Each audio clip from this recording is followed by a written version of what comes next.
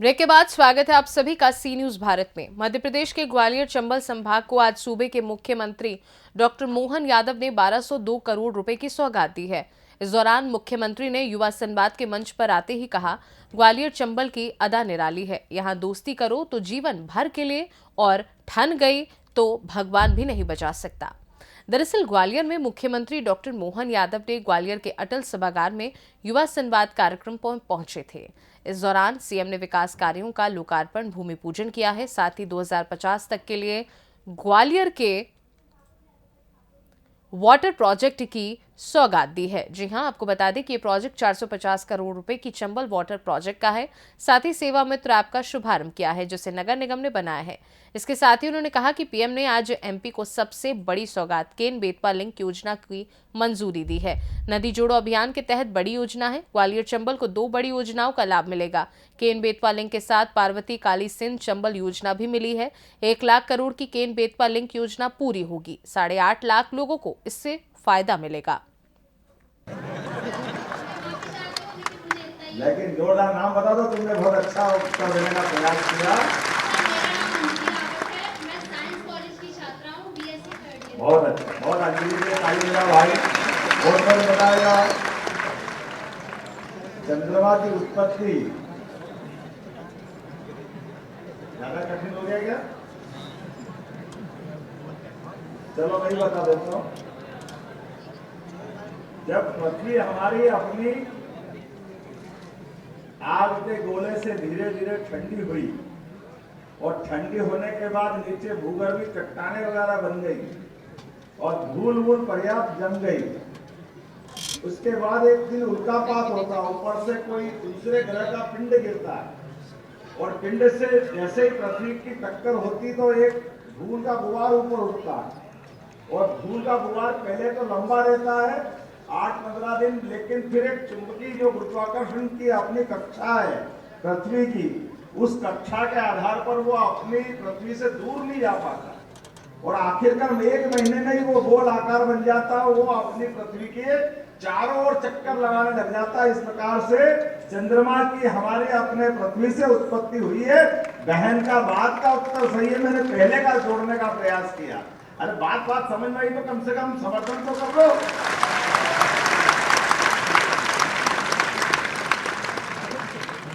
हमारे बीच में परमात्मा की दया से थोड़ा सा एक प्रश्न और पूछता हूं।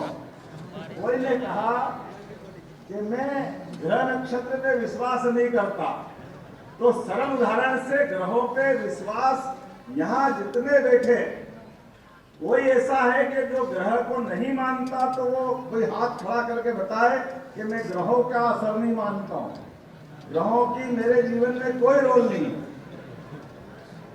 थोड़ा सा कठिन है क्या?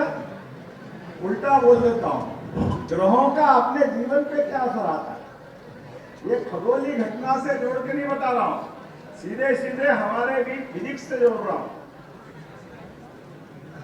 अच्छा ये बताओ, मैं कह रहा आप सब फेल।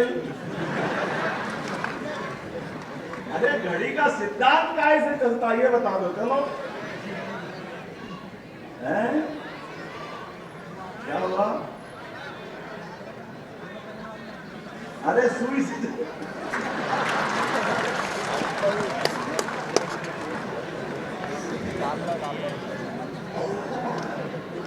कोई सुई से बताएगा, कोई सेल से बताएगा। पहले जब धूप घड़ी थी तब कैसे करते होंगे? छाया से भी चलता है ना। तो अब ये तो गलत हो गया, सुई भी फेल हो गई, सेल भी फेल हो गया, तो घड़ी का ऐसे चलती है महाराज।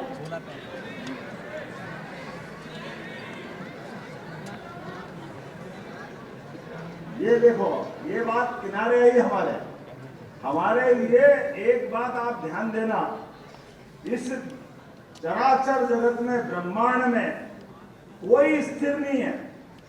साइंस के विद्यार्थी जानते होंगे, इलेक्ट्रॉन, प्रोटॉन, न्यूट्रॉन जो है जहां से चक्कर लगा रहे हैं, कोई अपनी जगह रुका हुआ नहीं है। ऐसे ही पृथ्वी भी चक्कर लगा रही है। किसके लगा रही है? देखो आपको मालूम तो था तो चक्कर लगाने का उसका समय नियत है ना, एक अपने आप में है ना। और पृथ्वी दो तरह से घूम रही है, एक तो ऐसे घूम रही है और एक अपने अक्ष पे लगातार घूम रही है, जो दिन और रात की स्थिति लाती है। तो सच्चे अर्थों में घड़ी का सिद्धांत हमारा ये दो ग्रह की परिक्रमा है।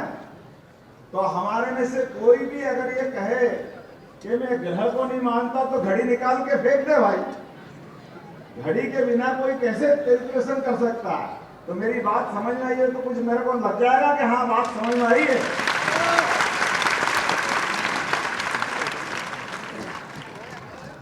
ये एक नहीं, ऐसी कई सारी बातें हमारे जानकारी में भी होना चाहिए।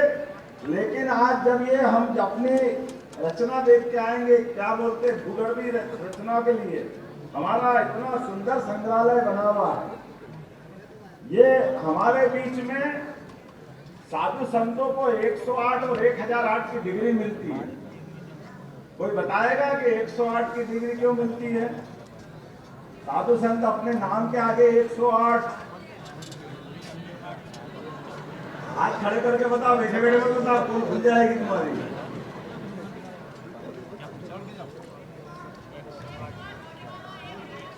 क्या हुआ? 1008 था अगर हम कोई कर लिया, इससे बढ़िया कोई जवाब नहीं भाई।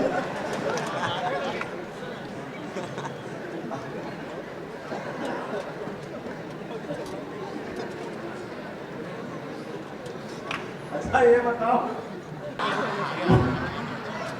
लेकिन चलो आप ग्रह तो मालूम है, और राशि कितनी है? ग्वालियर का दिन बहुत सारे कारण से विशेष का है। संगीत सम्राट तानसेन जी की जयंती भी है। अब महामहिम उपराष्ट्रपति महोदय द्वारा महाराज शिवाजीराव सिंधिया जी की प्रतिमा का अनावरण भी किया गया। आज 1200 करोड़ से अलग अलग प्रकार के विभिन्न निर्माण कार्यों का लोकार्पण भी हुआ है।